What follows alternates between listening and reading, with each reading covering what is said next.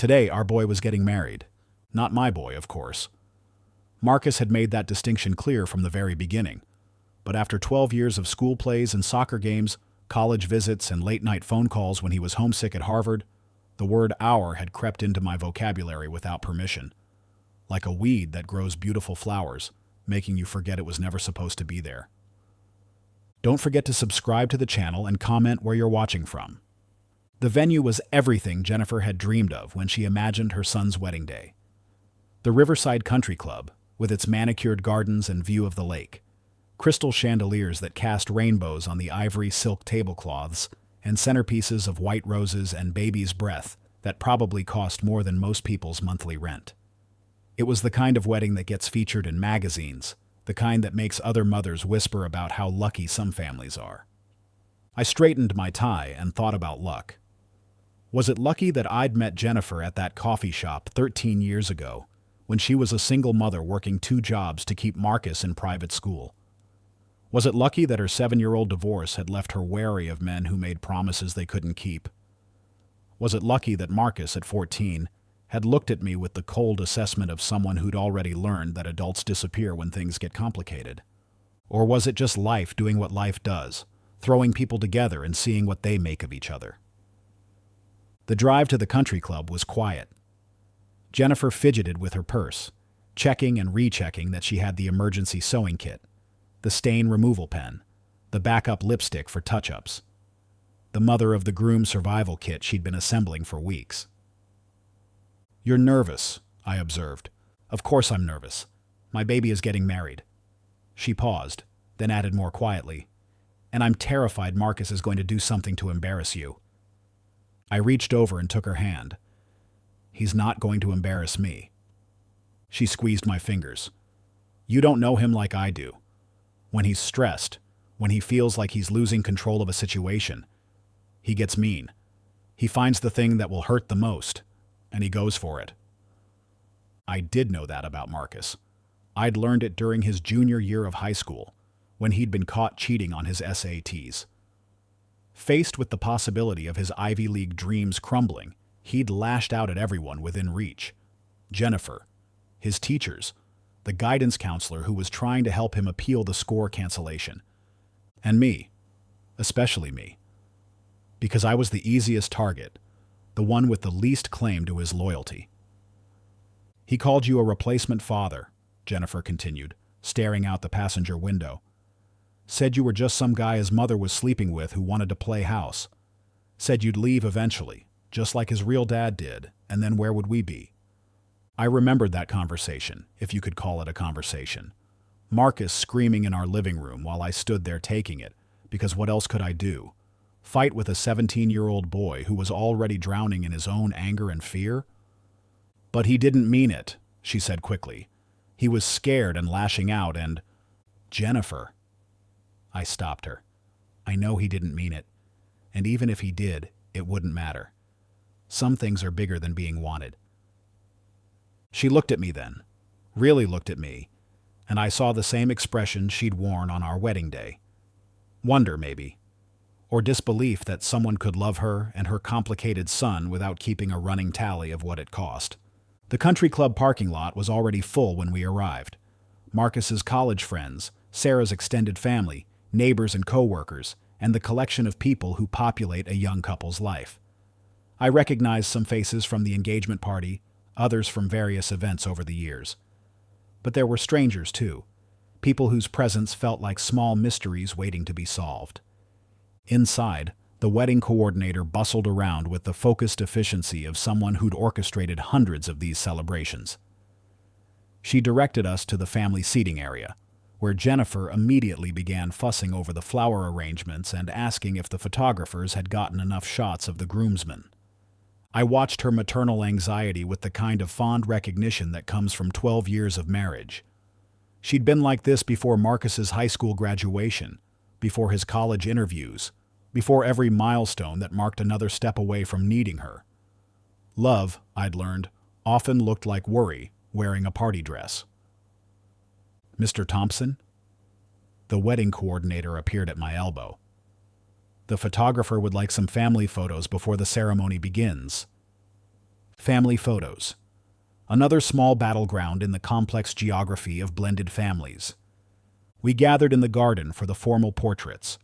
Jennifer radiant in her navy blue dress, Marcus handsome and nervous in his tuxedo, Sarah glowing with that particular luminescence that seems to surround brides. And me, standing slightly apart, the permanent outsider trying to find his place in the frame. The photographer was a young woman with the cheerful professionalism of someone who'd learned to navigate family dynamics with diplomatic precision. "Okay, let's do immediate family first," she announced. "Bride and groom with parents." Sarah's parents moved into position naturally, flanking their daughter with the easy confidence of people who'd never had to justify their place in their child's story. But our side was more complicated. Jennifer stood next to Marcus, her hand resting lightly on his arm. I hesitated, waiting for some signal about where I belonged in this tableau. "David, come on," Jennifer said, gesturing for me to join them. I stepped forward, and the photographer began arranging us with the casual authority of someone who'd done this countless times before. "Perfect," she said, raising her camera. "Now everyone smile." But before she could take the shot, Marcus spoke up. "Actually," he said, his voice carrying that particular tone I'd learned to recognize as the prelude to something painful, "I'd like separate photos, one with my mother, and then one with my father when he arrives. Your father, not your stepfather, not David, not even the man who helped raise you. Your father, as if biology were the only currency that mattered in the economy of family." The photographer looked confused. "I'm sorry. I thought Mr. Thompson was your father?" "Stepfather," Marcus corrected, with the kind of precision that felt like a scalpel. "My real father will be here for the ceremony." Jennifer's face went white. "Marcus, what do you mean your real father will be here? Richard?" "I invited him," Marcus said, straightening his bow tie with nervous energy. "He's flying in from Seattle. Should be here any minute, actually." The garden went quiet, except for the sound of the fountain and the distant laughter of other wedding parties. Sarah looked mortified, clearly hearing this news for the first time. The photographer retreated to a respectful distance, suddenly fascinated by her light meter. "You invited Richard," Jennifer repeated, her voice barely above a whisper, "to your wedding, without telling me." "He's my father, Mom. Of course I invited him." The word father landed like a stone thrown into still water, sending ripples outward until they touched every assumption I'd made about this day, about my place in Marcus's life, about what 12 years of showing up actually meant to him. Richard Blackwood. The name that had haunted our family like a ghost who refused to be exorcised. Marcus's biological father, who'd walked out when his son was 3 years old and hadn't been heard from since. Who'd missed every birthday, every Christmas, every milestone that mattered. Who'd left Jennifer to raise their child alone until I'd stumbled into their lives with my earnest offers of help and my naive belief that love was enough to heal old wounds. "Marcus," I said quietly, "maybe we should discuss this privately." "Discuss what?" he asked, turning to face me with that challenging look I knew so well. "The fact that I want my real father at my wedding? What's to discuss?" Real father. The words hit like a physical blow, precise and deliberate. Sarah stepped forward, her wedding dress rustling against the garden stones. "Marcus, honey, maybe you should have mentioned this earlier. To everyone." "Why? It's not like it changes anything." He looked at me with a shrug that was meant to seem casual but felt practiced. "David knows he's not my real father. We've always been clear about that." Clear about that. As if 12 years of parent-teacher conferences and driving lessons and college application essays had been performed under a contract that explicitly stated the temporary nature of my involvement. The photographer cleared her throat diplomatically. "Should I give you all a few minutes?" "No," Marcus said quickly. "Let's just do the photos with Mom for now. We can do the family shots later, when everyone's here." Everyone, meaning Richard. Meaning the man who'd contributed DNA and then disappeared, leaving me to do the actual work of fatherhood while he lived consequence-free in Seattle. We posed for the photos with Jennifer, Marcus, and Sarah. I stood off to the side, watching my wife smile for the camera while her heart was breaking. Watching my stepson celebrate the most important day of his life by publicly diminishing the man who'd helped him reach it. The ceremony was beautiful in the way expensive weddings always are. Sarah walked down the aisle in a dress that probably cost more than my first car, her face radiant with joy and anticipation. Marcus waited at the altar in his perfectly fitted tuxedo, looking every inch the successful Harvard MBA who'd conquered the world through intelligence and determination. I sat in the third row, behind Sarah's extended family, watching the young man I'd helped raise promise to love and cherish someone else. The irony wasn't lost on me. Marcus had learned about commitment and sacrifice and showing up for the people you love, even when it's hard. He just hadn't learned it from the man he was crediting with his character formation. Richard Blackwood arrived just before the processional began. I spotted him immediately, tall and silver-haired and wearing a tuxedo that probably cost more than I made in a month. He moved with the easy confidence of someone who'd never doubted his welcome anywhere, scanning the crowd until his eyes found Marcus at the altar. The smile that spread across his face was pure paternal pride, as if he'd been there for every moment that had led to this one. He slid into the front row next to Jennifer, who stiffened at his presence but maintained her composure with the grace that had made me fall in love with her 13 years ago. During the ceremony, I found myself studying Richard's profile, trying to see what Marcus saw when he looked at his biological father. Trying to understand what 23 years of absence couldn't diminish, what genetic connection could overcome. He was handsome, I had to admit, distinguished in the way that comes from success and good tailoring and never having to doubt your place in the world. When he looked at Marcus, his eyes shone with genuine emotion, as if he were seeing his son for the first time and marveling at what they'd created together. What they'd created, as if Marcus were a sculpture Richard had carved and then left to weather and age into something beautiful. The reception was held in the country club's grand ballroom, with round tables draped in ivory silk and centerpieces that looked like something from a fairy tale. I found myself seated at the family table, between Jennifer and Sarah's aunt, watching Marcus work the room with the social skills that had served him well in business school and would serve him even better in whatever came next. He moved from table to table, thanking guests for coming, accepting congratulations, playing the perfect groom. But I noticed how his eyes kept drifting to the head table, where Richard sat holding court with some of the other guests, telling stories that made everyone laugh. Stories about what, I wondered? About the son he'd walked away from? About the 23 years he'd spent building a life that didn't include the child he'd helped create? The speeches began after dinner. The maid of honor spoke about Sarah's kindness and intelligence. The best man told embarrassing stories about Marcus's college years, carefully edited to remove any reference to the times I'd had to wire money or make phone calls, or drive 12 hours to Boston because something had gone wrong and he'd needed someone to help him fix it. Then the master of ceremonies took the microphone. "And now," he announced, "we'd like to invite the father of the groom to say a few words." The applause was warm and expectant. Marcus stood and straightened his jacket, scanning the room until his eyes found mine. For just a moment, something flickered across his face, a shadow of uncertainty, or maybe remembrance. But then Richard was rising from his chair, moving toward the microphone with the kind of confidence that suggested he'd been expecting this invitation all along. "Actually," Marcus said, his voice carrying clearly across the ballroom, "I'd like to ask my real father to speak first." Real father. There it was again, that phrase that seemed designed to cut with surgical precision. The room went quiet in the way that happens when people sense drama brewing but aren't sure what kind or how messy it's going to get. Jennifer's hand found mine under the table, her fingers cold with shock and something that might have been dread. Richard took the microphone with the practiced ease of someone accustomed to being heard. He adjusted it to his height, waited for the room's attention to settle on him, and then began to speak with the kind of natural charisma that made you understand why people followed him, why women fell in love with him, why sons forgave him for decades of absence. "Thank you, Marcus," he said, his voice warm with emotion that seemed genuine.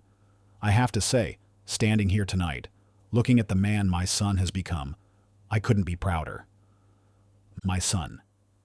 as if he'd been there for any of it, as if he'd earned the right to claim credit for the young man standing before us in his perfectly fitted tuxedo. Marcus has always been destined for greatness, Richard continued, and I could hear the practiced cadence of someone who was used to giving speeches at corporate events and charity dinners.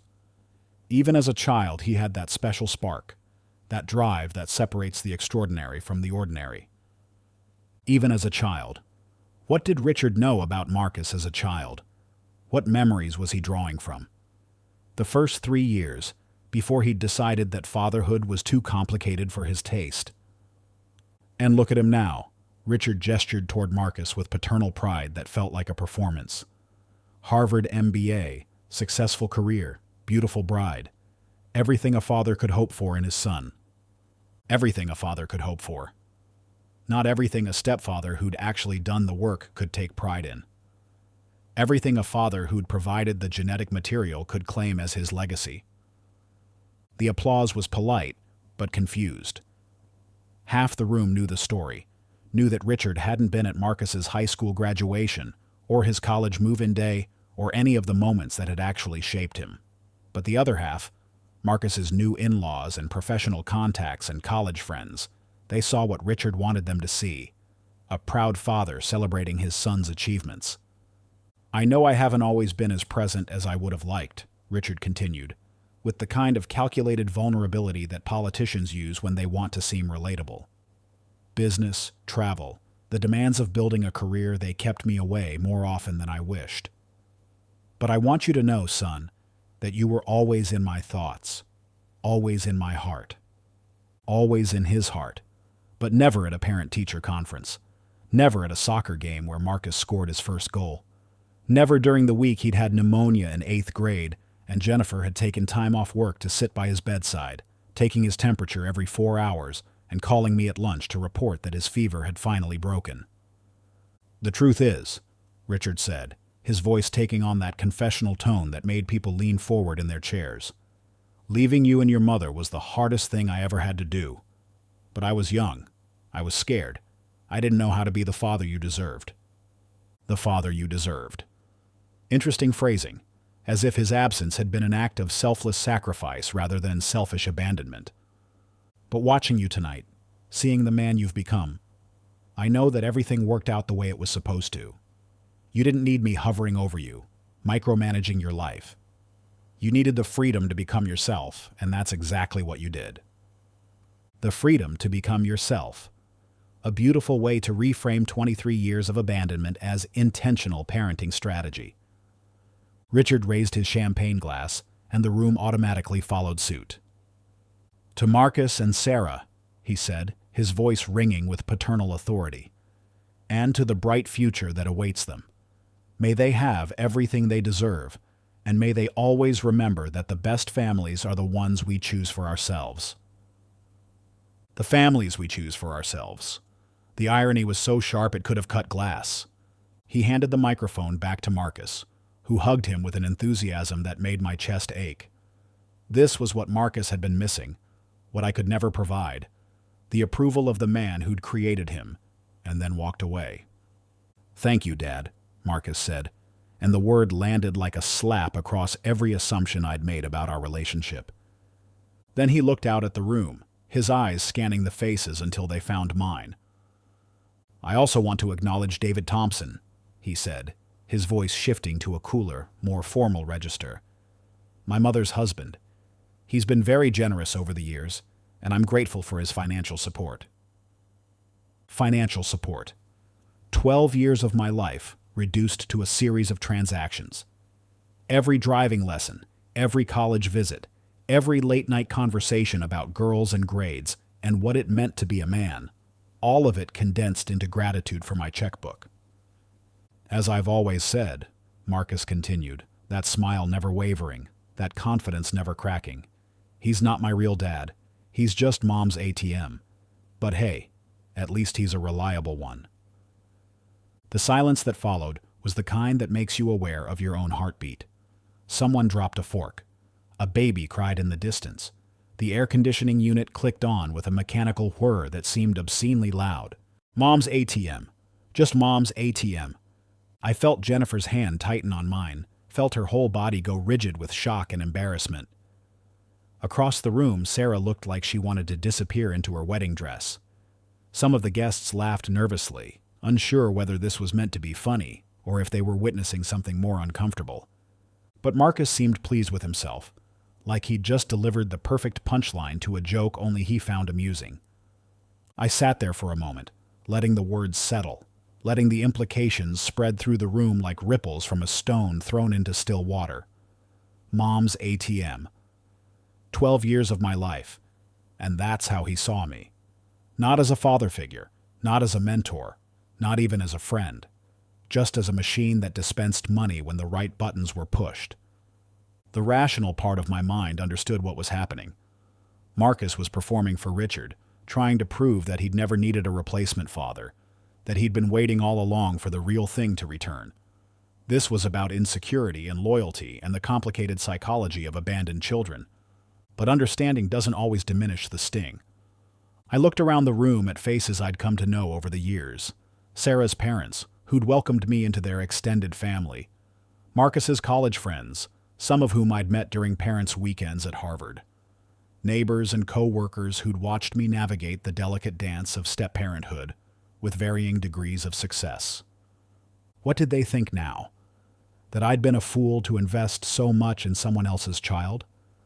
That I'd misunderstood my role, overestimated my importance, confused obligation with love? Or maybe they understood something Marcus didn't yet. That sometimes the cruelest thing someone can say to you turns out to be the greatest gift they could give you. Because it forces you to find words for feelings you've carried in silence, to make public the private truth of how much you care. I stood up. The room's attention shifted to me like a spotlight swiveling to find its target. Hundreds of eyes waiting to see how Mom's ATM would respond to being publicly humiliated at his stepson's wedding. I looked at Jennifer first. Her eyes were full of tears and apologies, the kind of pain that comes from watching someone you love hurt someone else you love.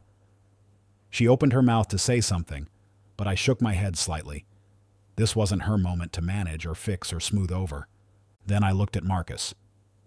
Still standing, still holding the microphone, still wearing that confident smile that had gotten him through Harvard Business School and job interviews, and everything else that required him to perform a version of himself that people wanted to see. But there was something else in his expression now, something that might have been uncertainty, as if he'd just realized that calling someone an ATM in front of 300 people might have consequences he hadn't considered. "May I?" I asked, gesturing toward the microphone. The question hung in the air between us. Marcus could say no, could claim that he'd said everything that needed to be said, could sit down and let the evening move on to cake cutting and dancing and all the other rituals that mark the end of one phase of life and the beginning of another. But saying no would have been obviously cruel, even by his standards. And whatever else Marcus was, he wasn't openly vicious, just confused, just hurt, just a young man trying to figure out where his loyalties belonged. He handed me the microphone with the cautious smile of someone who'd just realized he might have miscalculated. I held it for a moment, feeling its weight. Around the room, conversations had stopped entirely. Even the waitstaff had paused in their work to listen. This was it. The moment I'd been preparing for without knowing it for 12 years. The chance to explain what it meant to love someone who didn't want to be loved, to choose someone who'd never chosen you back, to show up every day for someone who'd made it clear that your presence was tolerated rather than treasured. "Thank you, Marcus," I said, my voice steady, despite the adrenaline coursing through my system. "You're absolutely right. I'm not your real father." I let that acknowledgement settle for a moment, let the room absorb the fact that I wasn't going to argue with his basic premise. "Your real father," I continued, "is a man who contributed DNA and then disappeared for 23 years before showing up tonight to take credit for who you've become." Richard Blackwood's face went rigid. Around the room, I could feel the energy shifting, the uncomfortable silence giving way to something more attentive. "Your real father never changed a diaper when you were a baby with colic who cried for 6 hours straight. Never stayed up all night when you had pneumonia in 8th grade, checking your fever every hour until it finally broke at dawn. Marcus's confident smile was starting to waver around the edges. Your real father wasn't there when you broke your arm jumping off the Hendersons' roof because Tommy Henderson dared you to do it. Wasn't the one who sat in the emergency room for 4 hours, holding your other hand while they set the bone and put on the cast. I could feel the room's attention intensifying, people leaning forward in their chairs. Your real father wasn't there when you got caught cheating on your SATs junior year. Wasn't the one who hired the lawyer to help with the appeal, found the tutor who helped you study for the retake, or sat with you at the kitchen table every night for 2 months, making sure you understood that integrity matters more than test scores. The memory of those nights came flooding back. Marcus sullen and angry, me patient and persistent, Jennifer hovering in the doorway with cups of hot chocolate and the kind of maternal anxiety that makes mothers age faster than they should. Your real father didn't co-sign your college loans when the financial aid fell through senior year. Didn't drive 12 hours each way to Boston to move you into your dorm freshman year, or fly out there at 2 a.m. when you called crying because you thought you were going to flunk organic chemistry. That phone call, Marcus's voice small and scared in a way I hadn't heard since he was little, admitting that he was overwhelmed and homesick, and maybe not as smart as everyone had always told him he was. I'd been on a plane 4 hours later. Your real father wasn't there when you decided to change your major from pre-med to business, even though medical school had been the plan since you were 12. Wasn't the one who talked you through that decision, helped you see that changing direction wasn't the same as giving up. I looked out at the room, at faces that were no longer polite and distant but engaged, some even sympathetic. Your real father wasn't there for any of the moments that actually matter, I continued, my voice gaining strength. But you're right about one thing, I have been your ATM. Do you know what ATM stands for in this case? Marcus shook his head slightly, his confidence finally beginning to crack. Always there, Marcus. Always there when you needed someone to believe in you, to support you, to love you unconditionally, even when you made it very clear that love wasn't wanted or appreciated. I could see Jennifer crying now, not trying to hide it anymore. Sarah looked like she wanted to hug someone or disappear, maybe both. I've paid for a lot of things over the years, I said, my voice carrying to every corner of the ballroom. School supplies and sports equipment and car insurance and SAT prep courses and college application fees, and yes, a significant portion of this wedding. But I want to be very clear about something. I didn't pay for any of it because I had to. I paid for it because I wanted to, because that's what you do for family. I turned back to Marcus, whose face had gone from confident to confused, to something that might have been shame. You want to know what I bought with all that money, Marcus? I bought the privilege of watching you grow up. I bought front row seats to your successes and your failures, and your first awkward steps into adulthood. I bought the right to worry about you when you stayed out too late, to be proud of you when you made honor roll, to love you like you were my own son, even when you made it clear I was just a walking wallet. The silence in the room was so complete I could hear the air conditioning cycling, the distant sound of traffic on the highway, the rustle of Jennifer's dress as she wiped her eyes. So, yes, I said, looking directly at Marcus. I'm your ATM. I'm the guy who's always there, Marcus. And I always will be, whether you want me to be or not. Because that's what fathers do. Real fathers. The kind who show up not just for the celebration, but for everything that comes before it.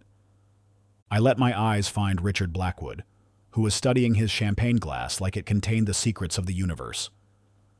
Your biological father is here tonight because you've become successful enough to be worth claiming.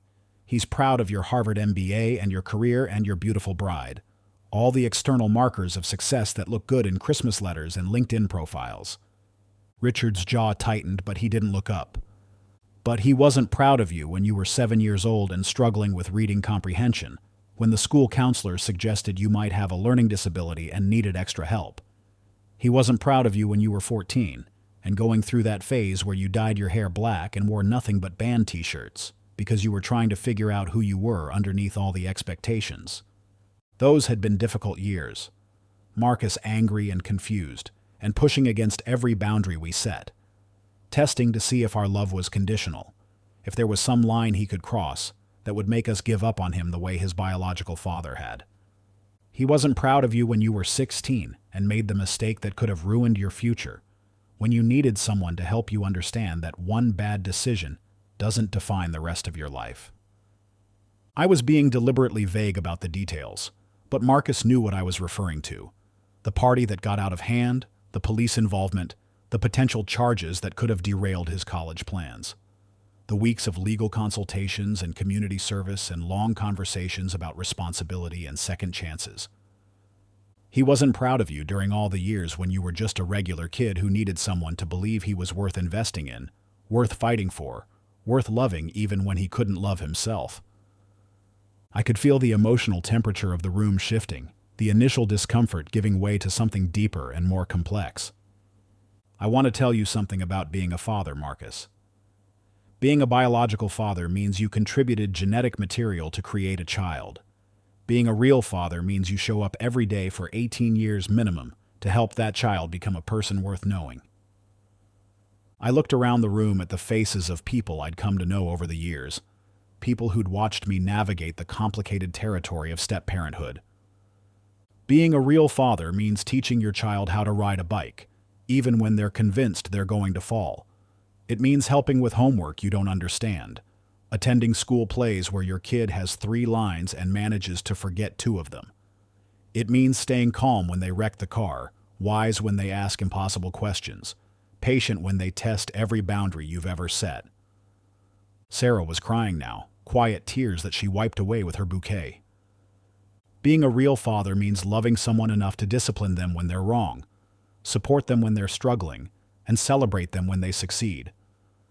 It means putting their needs before your own convenience, their future before your present comfort, their happiness before your pride. I paused, letting the words settle. Most of all, being a real father means understanding that the job doesn't end when your child turns 18, or graduates college, or gets married, or becomes successful. It means being willing to love someone for their entire life, whether they love you back or not. The room was so quiet I could hear my own heartbeat. "Richard," I said, looking directly at Marcus's biological father. "You're here tonight because Marcus achieved something worth celebrating. That's wonderful. I'm genuinely happy that you want to be part of his success." Richard finally looked up, his expression guarded. But success isn't just about the destination. It's about the journey. It's about all the small moments and daily decisions and incremental growth that happens when no one's watching, when there's no applause, when there's nothing to celebrate except the fact that someone you love is becoming the person they're meant to be. I turned back to Marcus, whose face had gone through several transformations during my speech. "You asked me to acknowledge that I'm not your real father, and I have. But I want you to understand something. I didn't become your stepfather because I wanted credit or recognition or gratitude. I became your stepfather because I fell in love with your mother, and loving her meant loving the most important thing in her world. You." Jennifer was crying openly now, not caring who saw. "I didn't do it because I thought you'd call me Dad someday, or because I wanted to replace Richard, or because I had some fantasy about creating the perfect blended family. I did it because when you love someone, really love them, you don't get to pick and choose which parts of their life you want to participate in." I looked out at the room one more time, taking in the faces of people who'd been part of our family's story in various ways over the years. "So, thank you, Marcus, for clarifying my role. You're right. I'm not your real father. I'm something different. I'm the man who chose to be your father every day for 12 years, without any guarantee that it would be appreciated or reciprocated or even acknowledged." I handed the microphone back to Marcus, whose hands were trembling slightly as he took it. "Congratulations on your wedding," I said. "I hope your marriage is everything you and Sarah deserve. And I hope someday, if you're blessed with children of your own, you'll understand the difference between being a father and being a dad." The applause started slowly, uncertainly, then built into something more substantial. Not the polite appreciation that follows most wedding speeches, but something deeper. Recognition, maybe. Or respect for honesty in a room full of performance. I sat down next to Jennifer, who immediately reached for my hand. "I'm proud of you," she whispered. For what? For not letting him rewrite history. For standing up for yourself. For being the man I fell in love with. Around us, the evening slowly resumed its rhythm. The master of ceremonies, clearly rattled by the unexpected drama, moved quickly to the cake cutting. The band started playing again. Conversations resumed, though I noticed people glancing in our direction more frequently than usual. Marcus stood at the microphone for a moment longer, clearly trying to figure out how to recover from something that couldn't be recovered from. His confident smile had been replaced by something more uncertain, more human. "I think," he said finally, his voice smaller than it had been, "maybe we should move on to the cake cutting." But the damage was done. Not to his reputation, his friends and colleagues would remember this as a wedding where emotions ran high, nothing more. The damage was to the story he'd been telling himself about our relationship, about what family meant, about the difference between love and obligation. As the evening progressed, I watched Marcus navigate between his two fathers with the skill of a diplomat managing a delicate negotiation. Warm and attentive with Richard, polite but distant with me. Playing the role he thought each audience wanted to see. But something had shifted. The easy confidence he'd shown earlier was gone, replaced by a kind of hypervigilance that suggested he was finally paying attention to the emotional undercurrents he'd been ignoring. During the father-daughter dance, I watched him dance with Jennifer, holding her carefully as they moved to "What a Wonderful World." She whispered something in his ear that made him nod seriously, then glance in my direction. Later, when the photographer was trying to organize family photos, Marcus approached me hesitantly. "David," he said, "Sarah wants to make sure we get some photos together. You know, family photos." "Of course," I said, "whatever Sarah wants." We posed for the pictures, standing together but not too close, smiling but not too widely. The photographer worked quickly, professionally, capturing images that would probably end up in an album somewhere, documenting a relationship that was more complicated than any photograph could convey. After the photos, Marcus lingered. "That speech," he started, then stopped. His bow tie was slightly askew, his hair mussed from dancing. For the first time all evening, he looked less like the polished Harvard MBA and more like the uncertain young man I'd watched struggle through adolescence. "What about it?" I asked, keeping my voice neutral. "I didn't expect you to... I thought you'd just sit there and take it, like you always do. Like I always do." The phrase revealed more about his perception of our relationship than I think he intended. "Sometimes taking it is the right choice," I said. "Sometimes speaking up is. Tonight felt like a speaking up night." He nodded slowly, processing this. Around us, the reception continued its elegant choreography. Guests laughing and dancing, the band playing songs that had marked important moments in people's lives. Sarah's grandmother holding court at the family table with stories about her own wedding 60 years ago. "Richard wants to have dinner tomorrow before he flies back to Seattle," Marcus said, not quite looking at me. "He wants to talk about staying in touch, maybe spending Christmas together." "That sounds nice?" Marcus studied my face, clearly looking for some reaction that would help him navigate this new territory. "You're not angry about that?" I considered the question seriously. Was I angry that Richard Blackwood had swooped in to claim credit for raising a son he'd abandoned? That Marcus was eager to build a relationship with a man who'd proven his unreliability decades ago? That I was watching my stepson choose biology over history, DNA over daily presence? "No," I said, and realized I meant it. "I'm not angry." "Really? Because if I were you, I think I'd be furious." "Marcus, your relationship with Richard doesn't diminish your relationship with me. There's not a finite amount of father-son connection to go around. You can have dinner with him, spend Christmas with him, build whatever relationship makes sense for both of you." He looked confused, as if this wasn't the response he'd been expecting. "But what if he disappoints me again? What if this is just some midlife crisis thing and he disappears in 6 months?" The question revealed the fear underneath all of his bravado. Not that I would leave, but that Richard would. Again. "Then you'll deal with that when it happens," I said, "with the wisdom you've gained from being disappointed before. and with the support system you've built to handle life's complications. Support system? I gestured around the room at Jennifer dancing with Sarah's father, at Sarah laughing with her college friends, at the community of people who'd gathered to celebrate their marriage. Your wife, your mother, your friends, the people who've proven their reliability over time, the people who show up not just for the good news, but for the regular Tuesday when nothing special is happening. Marcus was quiet for a long moment, watching the dancers move across the floor in patterns that looked random, but followed their own internal logic. I owe you an apology, he said finally. Not just for tonight, but for all of it. For 12 years of treating you like an intruder instead of family. Marcus, no, let me say this. I need to say it. He took a breath that seemed to come from somewhere deeper than his lungs. You were right earlier. You didn't have to do any of it. The parent-teacher conferences, the college visits, the emergency room trips when I did stupid things. You chose to do all of that. The word chose hung between us like a bridge neither of us had known we were building. And instead of being grateful, I spent 12 years punishing you for not being him. He glanced toward Richard, who was holding court at his table with stories that made everyone lean forward with interest. I punished you for staying when he left, for being reliable when he was exciting, for being present when he was just a fantasy.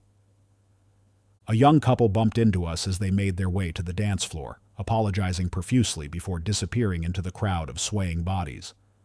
Do you know what the worst part is? Marcus continued. I actually remember being excited when you and Mom started dating. I was 14, and I thought maybe finally I'd have someone to teach me how to throw a curveball. Someone to help me figure out how to talk to girls. Someone who might actually want to be my dad. The confession hit me like a physical force. All these years, I'd assumed his resistance was natural, inevitable, the predictable response of a teenager who didn't want a replacement father. But there had been hope first, before the disappointment set in. What changed? I asked. You were too nice, he said, and laughed at the irony. You tried so hard to not step on anyone's toes, to not overstep your boundaries, to not replace Richard that you never actually claimed me. You were like this perfect stepfather who did all the stepfather things without ever acting like you really wanted to be my dad. The observation was so accurate it took my breath away. I had been careful, respectful, conscious of my role as a temporary guardian rather than a permanent parent. I'd loved Marcus completely but quietly, supporting him without claiming him, investing in him without expecting ownership. And the angrier I got about Richard being gone, the more I took it out on you. Because you were safe. You were there. You weren't going anywhere no matter how badly I treated you. He paused, watching Jennifer and Sarah compare wedding rings, their heads bent together in the way women do when they're sharing secrets. I made you pay for his abandonment, he said quietly. For 12 years, I made you pay for someone else's failure to love me. The honesty in his voice was devastating and healing at the same time. And tonight, when Richard showed up and acted like he'd been Father of the Year, I couldn't stand the idea that you might think you were more important than him, that you might actually believe you'd earned the right to be called my dad. So you reminded me of my place, I said, not unkindly. I reminded us both of our places.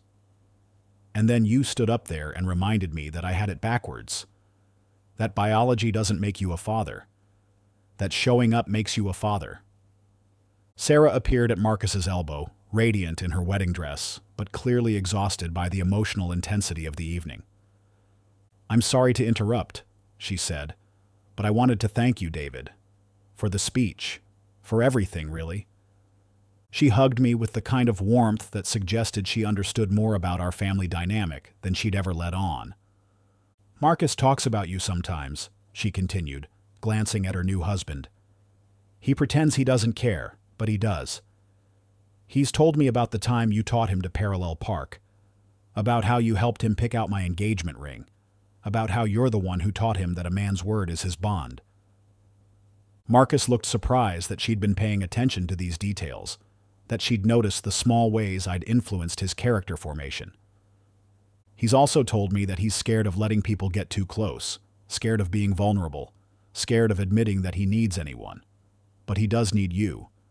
He just doesn't know how to say it without feeling like he's betraying Richard's memory. Richard isn't dead, I pointed out gently. No, Sarah agreed. But the fantasy of him is. The idea that someday he'd come back and be the father Marcus always wanted. Tonight, meeting the real Richard, seeing who he actually is versus who Marcus imagined he was. I think that fantasy finally died. She squeezed my arm. Take care of him, okay? And don't let him turn into the kind of man who thinks love is a transaction. She kissed Marcus's cheek and went to rescue her grandmother, who was trying to cut in on the band's slow song with requests for something from her era. Marcus and I stood in comfortable silence for a moment, watching the reception wind down around us. Guests were beginning to leave, thanking the hosts and collecting their party favors and gathering their coats from the coat check. David, Marcus said finally, I want to ask you something, and I want you to be honest. Okay. Do you regret it? Any of it? The 12 years, the money, the energy you put into someone who spent most of his time making it clear he didn't want you around? I thought about the question seriously, running through a mental catalog of moments both difficult and rewarding. The tantrums and the triumphs, the late-night arguments and the quiet conversations, the times when Marcus had pushed me away, and the rare moments when he'd let me get close. No, I said. I don't regret any of it. Even tonight? Even the ATM comment in front of everyone you know?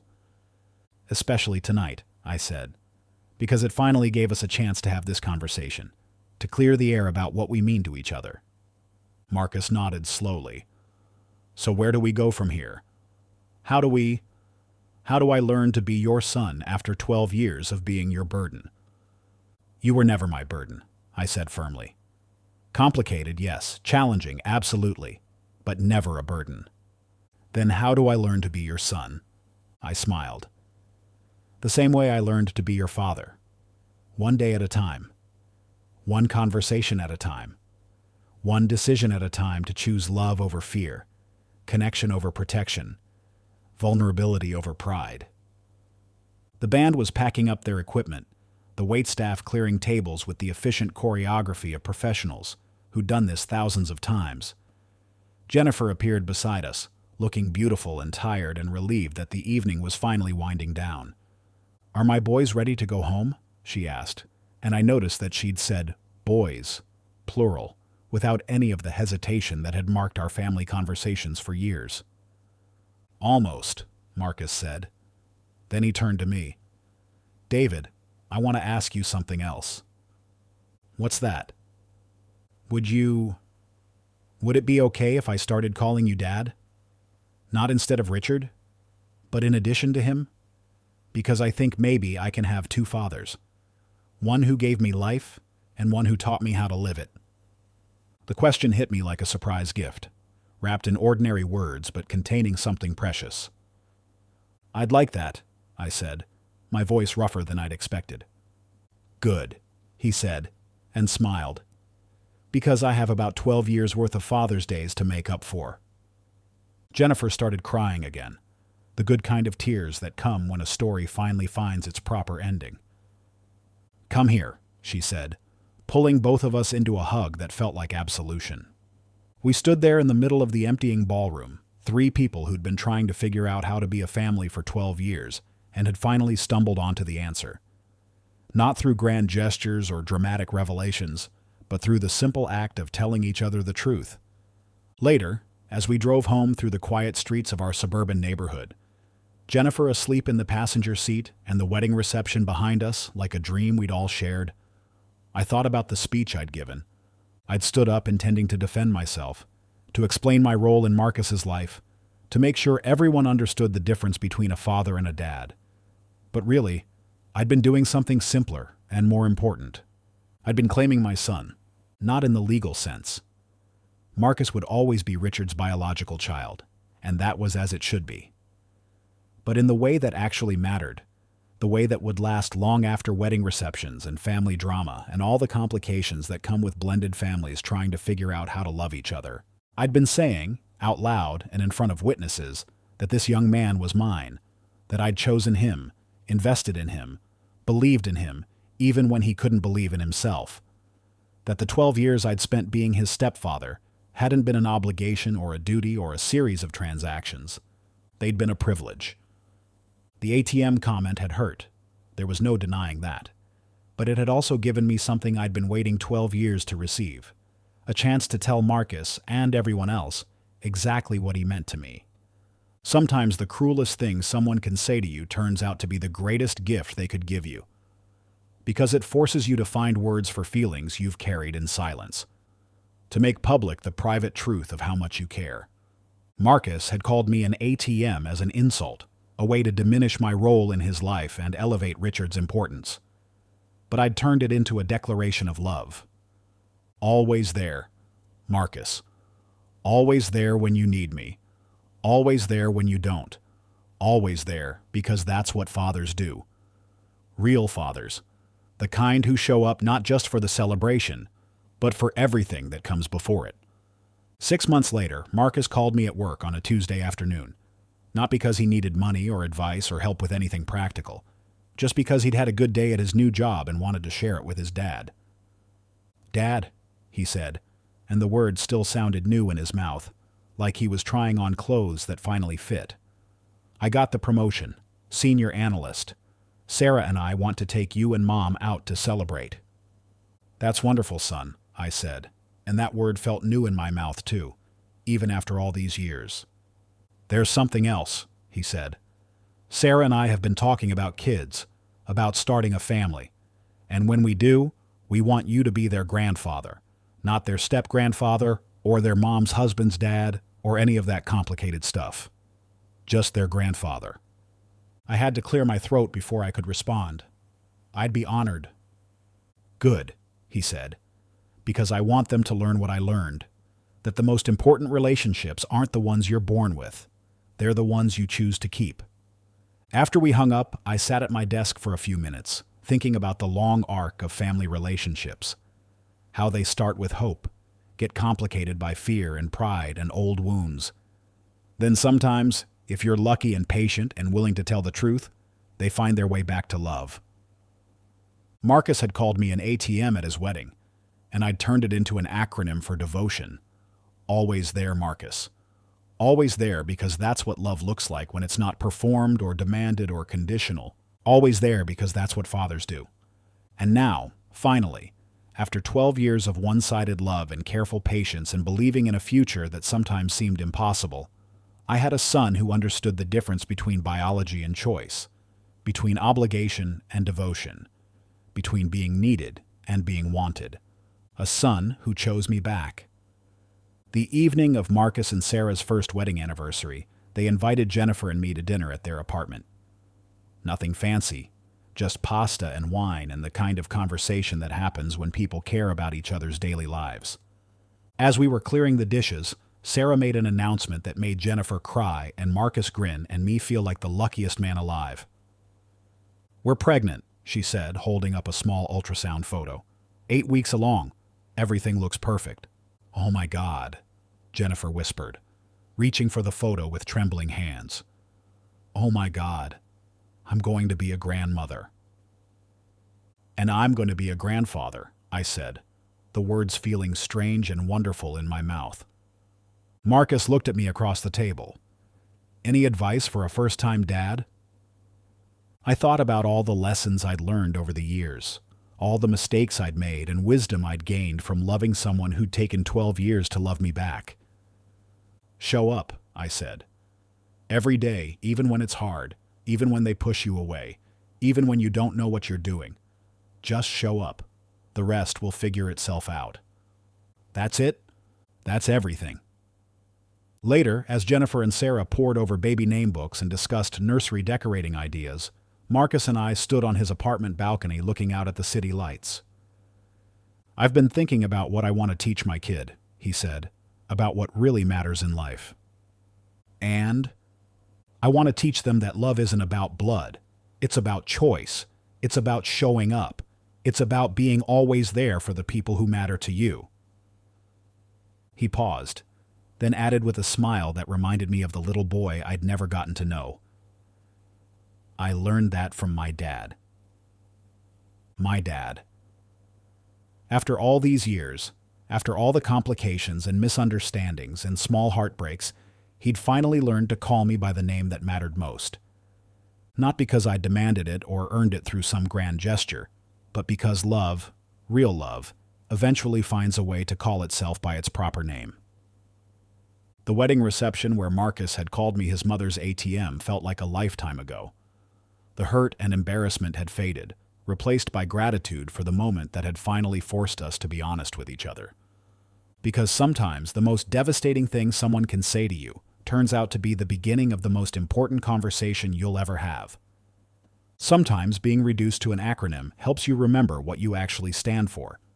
And sometimes, if you're patient enough and love someone long enough and refuse to give up on the possibility that families can be built from choice instead of biology, you get the privilege of watching that love come full circle.